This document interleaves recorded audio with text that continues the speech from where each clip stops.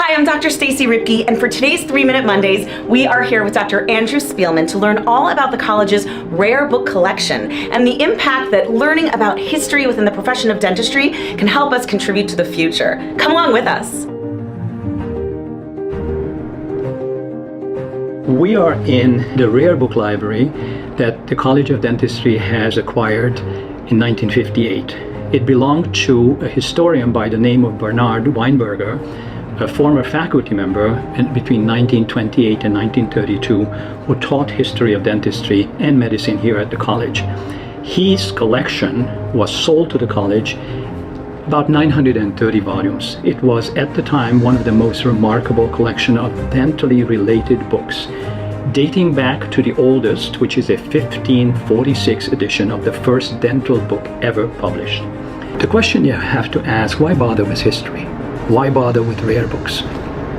Well, to start with, about the importance of history, Jakob Burckhardt stated that history is important not to be smart the next time around, but to be wise for all times. We here at the college emphasize the humanities because we believe students must know that just learning the state of the art is like watching the last image of a movie without watching the rest of the movie. We need to understand where we are coming from, how important is legacy, tradition. Every knowledge that we possess today is because we are standing on the shoulders of giants. I would like to highlight this 1546 edition of the first dental book ever published. This was meant for laypersons. And you can see in this particular section the image of a dentist extracting the tooth of a person in 1546.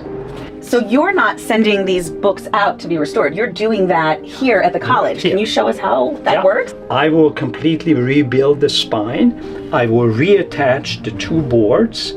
I will make these raised bands in the back and then completely cover it with a new leather and label it.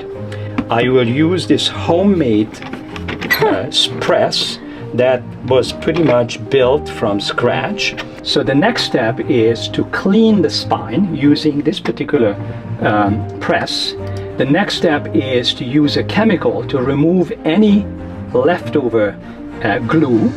Then this is the actual spine that was restored completely using new leather. 100 years ago, every dental school offered a course in history of dentistry. Currently, only 2 schools in North America offer that. We are the most extensive course. We offer a full semester course in history of dentistry. The course in history of medicine and dentistry that I teach for the past 20 years selects interested students at the beginning of their freshman year. One super cool thing about NYU is that there is a course in history that's offered as an elective to first-year students. It's a nice way to get a humanities aspect in the hardcore dental curriculum with all of our science classes. Learning about the history of dentistry is so important because what was considered state-of-the-art 5 years ago, 10 years ago, isn't state-of-the-art today, and what we consider state-of-the-art today might not be the optimal. Participation in this course has been life-changing. It has elevated my dental education, and I have found a really good mentor in this school. It has been such a privilege to spend the day with Dr. Spielman and learn about this remarkable collection. We are so fortunate to have this here at the College of Dentistry and to know that everyone in our community can benefit from it as a result. That's it for today's 3-Minute Mondays, and I'll see you next week.